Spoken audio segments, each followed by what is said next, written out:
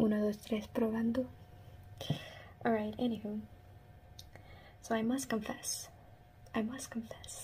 I want to talk about my journey. That is to Islam.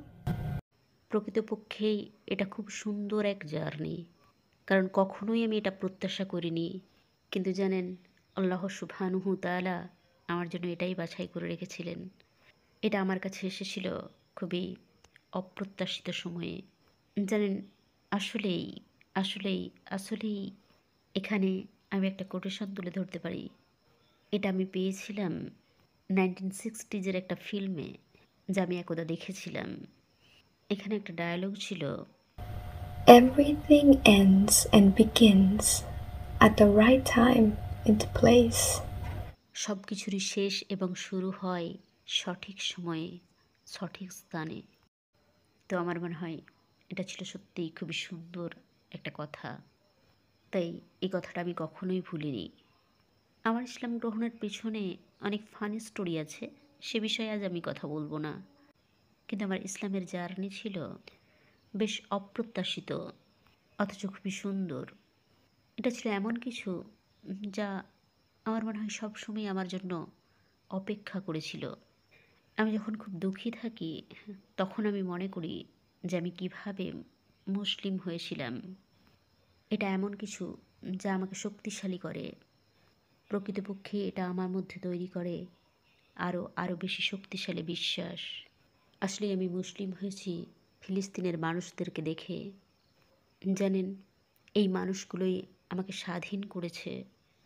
জানেন, আমি প্রায়শই কাঁদতাম সেই পর্যায়ে, যেখানে আমি চাইতাম চিৎকার করতে আর নিজেকেই বলতে চাইতাম, ওহ। আর তারপর আমি নিজেকেই দেখতাম যে আমি প্রার্থনা করছি গডের কাছে। এখন ফিলিস্তিনিদের এই গণহত্যার আগে আমি প্রার্থনা করতাম গডের কাছে, আমি তা করতাম এর আগেও। কিন্তু জানেন, তখন কোনোভাবে এতে এতটা আবেগ ছিল না, যেমনটা এখন আমি প্রার্থনা করলে থাকে। আর জানেন, ফিলিস্তিনিদের দেখার পর থেকে আমি সব সময় নিজেকে খুঁজে পাই যে আমি ভাবছি আর ভাবছি আল্লাহকে নিয়ে। সব সময় ভাবছি গডের কথা। যখন আমি রান্না করছি তখন ভাবছি, আমি যখন আমার ঘরদোর পরিষ্কার পরিচ্ছন্ন করছি তখন আমি ভাবছি আল্লাহর কথা। আর আমি দেখছিলাম ইনস্টাগ্রামে ওই সমস্ত মানুষদের বাস্তবতা, তাদের নির্যাতন, নিপীড়ন, তাদের খারাপ অবস্থা ফিলিস্তিনে। আর আমি ভাবছিলাম আল্লাহর কথা। আর আমি নিজেকেই বলছিলাম গড আছেন তাদের জন্য, একমাত্র গডই জানেন তাদের সঙ্গে কি করতে হবে। সব কিছুর পেছনেই তার একটা পরিকল্পনা আছে, প্রত্যেকের ব্যাপারেই আছে তার পরিকল্পনা। আর আমি গডের উপর এতটা আস্থাশীল হয়ে উঠছিলাম যা এর আগে আমি কখনোই হইনি। আমি আগেও গডের উপর বিশ্বাস রাখতাম, কিন্তু এমনভাবে নয় যেমনভাবে ফিলিস্তিনিরা তার উপর বিশ্বাস রাখে। এটা আমাকে আরও বেশি বিশ্বাসী করে তুলছিল। তো জানেন, এই মুহূর্তগুলোতে আমার মনে হতো আমি যেন আমার অন্তর দিয়ে দিয়েছি আল্লাহকে। আর জানেন, এই অনুভূতিটা খুবই সুন্দর, খুবই সুন্দর। এটা ঠিক তাই, প্রত্যেক জিনিসেরই আছে শেষ এবং শুরু, সঠিক সময়ে, সঠিক স্থানে। জানেন, আমার জীবনে বহু মুহূর্ত কেটেছে কাঠিন্যের মধ্য দিয়ে, কারণ এক হিসপ্যানিক হাউসহোল্ডে আমি একাই মাত্র মুসলিম। বংশ পরম্পরায় আমাদের ফ্যামিলিতে একমাত্র আমিই শাহাদার ঘোষণা দিয়েছি। তাই এর সাথে সাথেই এসেছে বহু কাঠিন্য, কিন্তু এগুলো আমাদেরকে থামিয়ে দেয় না। যদি আপনি একজন রিভার্ট হন, আপনার জীবনে কাঠিন্য তো থাকবেই। আর জানেন, এটাই সাইন যে আল্লাহ আপনাকে ভালোবাসেন। তিনি চান, তিনি সময় দেন আপনাকে নিজেকে প্রমাণ করার জন্য যে আপনি তার উপর বিশ্বাস এনেছেন। আর আমি জানি আপনি তা পারবেন। তাই কাঠিন্যের এই মুহূর্তগুলো শুধুমাত্র আপনাকে শক্তিশালীই করে, এগুলো আপনাকে দুর্বল করতে পারে না। আপনি নিজেকে দুর্বল হওয়ার অনুমতি দেন না। এগুলো সেই মুহূর্ত যখন আপনার বিশ্বাস আরও দৃঢ় হয়ে যায়। তো আল্লাহ সুবহানাহু তাআলার সঙ্গে আমার সম্পর্ক ধীরে ধীরে বেড়ে উঠেছিল খুবই সুন্দরভাবে। আর এটা একমাত্র তাঁরই করুণা, এখানে আমার কোনো ভূমিকা নেই। আমি মানুষদের উৎসাহিত করতে চাই, আপনারা দেখুন, দেখুন ইসলামের সৌন্দর্য। আমি নিশ্চিত আপনারা তা খুঁজে পাবেন। নেতিবাচক হবেন না। বহু মানুষ জানেন, বহু মানুষ ইসলামের ব্যাপারে নেতিবাচক। আমার খুব দুঃখ হয় জানেন, কারণ এটা খুব সুন্দর এক ধর্ম। যখন আপনি দিনে 5 বার নামাজ পড়েন, এটা সেই মুহূর্ত যখন আপনি নিজেকে খুঁজে পান, যেখানে আল্লাহর সঙ্গে আপনার সম্পর্ক স্থাপিত হয়। আর এটা খুবই সুন্দর। আমরা দিনে 5 বার নামাজ পড়ি, অ্যান্ড হি ইজ দেয়ার। অবশ্যই তিনি সবখানেই থাকেন। কিন্তু যখন আপনি নামাজে দাঁড়ান, এটা হয় খুবই সুন্দর এক কথোপকথন একে অপরের মাঝে। And so it's very beautiful, it's very nice. And তাই আমি জাস্ট মানুষদের উৎসাহিত করতে চাই, খোঁজ করুন ওই উত্তরগুলোর যা আপনি খুঁজছেন। আর আমি নিশ্চিত করে বলতে পারি যে ইসলামের মধ্যে আপনি তা খুঁজে পাবেন। জানেন, আমি বহুদিন ধরে খোঁজ করছিলাম। I was very lost. কে ভেবেছিল যে সেই মেয়েটি যে করেছে বহু পাগলামি, সেই মেয়েটি আজ খুবই শৃঙ্খলাপরায়ণ, যে সত্যি অন্তর থেকে প্রচেষ্টা চালাচ্ছে আল্লাহকে রাজি করানোর, তার সর্বোত্তম প্রচেষ্টা, যে আল্লাহকে ভয় করে আর আল্লাহকেই ভালোবাসে। কে জানতো এই সব কিছুই তাঁরই পরিকল্পনা। জানেন, আমি ভাবি যখন কখনো সখনো আমি আপসেট থাকি, যে কোনো কারণেই হোক, আমি ভাবি নিশ্চিত রূপেই এর পিছনে আল্লাহর কোনো পরিকল্পনা আছে। হয়তোবা তিনি বলেন এই মেয়েটিকে দিয়ে সঠিক সময়ে সঠিক কাজটাই করানো হবে, সে একদিন আমার কাছে প্রত্যাবর্তন করবে। she'll come to me one day. So I just think that's very beautiful, you know. তাই আমি মানুষদের উৎসাহিত করতে চাই, জানেন, আসুন আসুন এই উম্মতের অংশ হয়ে যান, যাতে করে আমরা শক্তিশালী হতে পারি। যদি আপনি ভাবেন যে আপনি এখনও প্রস্তুত নন, কিন্তু আপনার ঝোঁক আছে ইসলামের শিক্ষার প্রতি, আর আপনি এগুলো পছন্দ করেন, জানবেন আপনার সময় আসবে। প্রত্যেকের জন্যই নির্দিষ্ট করা আছে ভিন্ন ভিন্ন সময়। আপনি সত্যিকার অন্তর থেকে এটাকে গ্রহণ করবেন, দ্রুততা করবেন না। সত্যিকার অর্থে এটা আপনার কাছে আসবে, অত্যন্ত স্বাভাবিকভাবেই আসবে।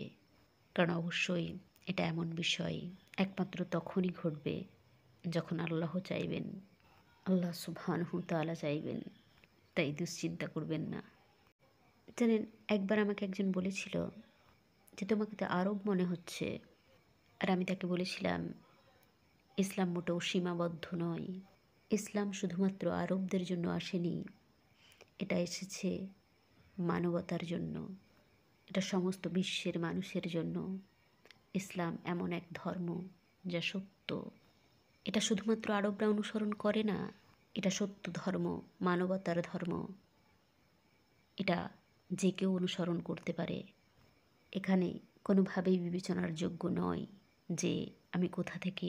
যদি আপনি হন মুসলিম, আপনি শুধুমাত্র মুসলিম। আপনি এ কারণে মুসলিম নন যে আপনি আরব, আপনি এ কারণে মুসলিম যে আপনি ইসলামকে অনুসরণ করেন। জানেন, বহু আরব আছে যারা খ্রিশ্চান। মানুষ অনেক সময় খুবই বোকা বোকা কথা বলে থাকে। অবশ্যই এটা এই কারণে যে তারা এই বিষয়ে জ্ঞান রাখে না। তাই তাদের উপর ক্ষেপে যাবেন না, চেষ্টা করবেন না তাদেরকে নিজেদের থেকে বিচ্ছিন্ন করে দিতে। তাদেরকে বেঁধে রাখার চেষ্টা করুন, তাদের কাছে ব্যাখ্যা করুন, তাদেরকে সুন্দরভাবে বোঝানোর চেষ্টা করুন, তাদের সময় দিন। ইনশাল্লাহ আল্লাহ চাইলে তারা অবশ্যই বুঝতে পারবে। ইসলাম আপনাকে শেখায় মূল্যবোধ, শৃঙ্খলা, বহু সুন্দর বিষয়। তাই যখন আমি ইসলাম গ্রহণ করলাম, জানেন, আমার সত্যিই মনে হয়েছিল এতদিনে আমি আমার জীবনের উদ্দেশ্য খুঁজে পেলাম। একটা লম্বা সময় ধরে আই ওয়াজ লস্ট। আর আমি চাইতাম, জানেন, বাস্তবটা হলো একেবারে অল্প বয়স থেকেই, যখন আমার 7 বছর বয়স ছিল, তখন থেকেই আমি জীবনের উদ্দেশ্য খুঁজে বেড়াতাম। আমি দেখলাম যে আমরা সোলার সিস্টেমে বাস করি। সোলার সিস্টেম, এই গোটা বিষয়টা যখন আমি তলিয়ে দেখলাম, স্টার্স, প্ল্যানেট, আর্থস, সূর্য একটা নক্ষত্র, আবার সেটা একটা মিল্কি ওয়ের অংশ। আমার এগুলো ভাবতে ভাবতে সব কিছু গুলিয়ে যেত জানেন, তখন ছিল মাত্র আমার 7 বছর বয়স, কিন্তু তখনই আমি বলতাম যে এরপর কি? আমি বুঝতে পারতাম না ইউনিভার্সটা, কিন্তু এ ব্যাপারে আমি খুবই চিন্তা ভাবনা করতাম, আমার ব্রেনকে আহত করতাম, এত বেশি ভাবতাম যে একসময় আমার মন সব কিছু ব্ল্যাঙ্ক মনে হতো, আমার ব্রেন পুরো সাদা হয়ে যেত, আর আমার প্রচণ্ড মাথার যন্ত্রণা শুরু হয়ে যেত। এমনকি আমাকে কাউন্সিলরের কাছে নিয়ে যেতে হয়েছিল। আর তারপর থেকে আমি এগুলো ভাবা বন্ধ করে দিয়েছিলাম, কারণ আমি কোনোভাবেই সঠিক উত্তর খুঁজে পাচ্ছিলাম না। কিন্তু বড় হওয়ার সাথে সাথে এই প্রশ্নগুলো আরও বেশি করে আমাকে ঘিরে ধরেছিল। আমাদের জীবনের শেষ প্রান্তে কী আছে, সবসময় এই প্রশ্ন আমার মাথায় ঘুরত। আমি ছিলাম খুবই আগ্রহী এ কথা জানার জন্য যে আমাদের জীবনের উদ্দেশ্য কী। যতই আমি বড় হতে লাগলাম, আমার মনে হলো যেন এই জীবনটা উদ্দেশ্যহীন। আমি ঠিক বুঝতে পারতাম না যে আমাদের কি করা উচিত। আমি সবসময় ভবিষ্যৎ নিয়ে ভাবতাম, দুনিয়ার ভবিষ্যৎ নয়, মৃত্যুর পরবর্তী ভবিষ্যৎ। আমার কাউন্সেলিং করতে হতো। আমি কাউন্সিলরকে বারে বারে বলতাম যে কেন আমি আর এরকম অনুভূতি হয়, আমি কিছুতেই এটা বুঝতে পারি না। আমি ঠিক ভবিষ্যৎকে ভয় পেতাম না। আমার মনে হয় আমি ভয় পেতাম ভবিষ্যতের অজানা জিনিসকে। এটা এক অদ্ভুত অনুভূতি ছিল, অথচ আমার জীবনে সব কিছুই সঠিকভাবে চলছিল। তারপর যত আমি বড় হতে লাগলাম, বহু বিনোদনমূলক জিনিসের মধ্যে আমি ঢুকলাম, কিন্তু কখনোই এগুলোর মধ্যে আমি পরিপূর্ণতা পেতাম না। The picture was never full of water. আমি সবসময় চাইতাম এটার পরিপূর্ণতা, এমনকি আমি চাইতাম ওভারফ্লোয়িং, কিন্তু এটা ছিল এটা ছিল খালি। জানেন, এই বিনোদনমূলক বিষয় ছাড়াও আমি দেখতাম বুদ্ধিস্ট ভিডিওস, হিন্দু ভিডিওস। আমি দেখতাম বহু ভিন্ন ভিন্ন বিষয়, বহু ভিন্ন ভিন্ন ধর্মের থেকে, বহু ধর্ম থেকেই, শুধুমাত্র একটা ধর্ম থেকে নয়, একটু একটু করে প্রতিটা ধর্ম থেকে। কিন্তু তারপরেও আমার অন্তরটা ফাঁকা মনে হতো, কারণ সত্যিকার অর্থেই আমি কোনো ধর্মকে অনুসরণ করতাম না। আমি কোনো সত্য ধর্মের অনুসন্ধান পেয়েছিলাম না। আর আমি মনে মনে চাইছিলাম একটা সত্য ধর্ম। আমি চাইছিলাম না একটু একটু করে, আমি চাইছিলাম একটা পরিপূর্ণ জিনিস। কিন্তু এটা হওয়ার ছিল, এটা হতে বাধ্য ছিল আমার ক্ষেত্রে, যাতে করে আমি সঠিক সময়ে পৌঁছাতে পারি। আর আমি মনে মনে চাইছিলাম, আর অবশেষে আমার অন্তরে ইসলাম প্রবেশ করলো। Islam came to my heart, and then the thing that I wanted. আমি বুঝলাম আমি এটাই চাইছিলাম। আমি খুঁজে পেলাম জীবনের উদ্দেশ্য। আমার জীবন আর উদ্দেশ্যহীন রইল না। আমি আমার অন্তরকেই প্রশ্ন করলাম, এটাই কি আমি চাইছিলাম? আর উত্তর পেলাম, হ্যাঁ, এটাই তো জীবন, পরিপূর্ণ জীবন। আমি একজন পথিক মাত্র এখানে। জানেন, আমার অন্তর সবসময় বলতো, আমি পৃথিবী থেকে বিলং করি না, আমি এই পৃথিবী থেকে বিলং করি না। সমস্ত ভিড়ের মাঝে মা, বাপ, ভাই, বোন সবার মাঝে যখন থাকতাম, আমি তাদের ভালোবাসতাম, কিন্তু আমার মনে হতো আমি তাদের থেকে বিলং করি না। আমার দেশ, আমার বাড়ি, কোনো কিছুকেই আমার মনে হতো না যে আমি এ থেকে বিলং করি। আর আমার মনে হতো, তাহলে আমি কোথা থেকে, হোয়ার ডু আই বিলং? আর উত্তর আসতো, এখান থেকে নয়। আর এখন আমি জানি অবশ্যই আমাদেরকে ফিরে যেতে হবে সেখানে যেখান থেকে আমরা শুরু করেছিলাম। এটা তাঁরই কাছে আমাদেরকে প্রত্যাবর্তন করতে হবে।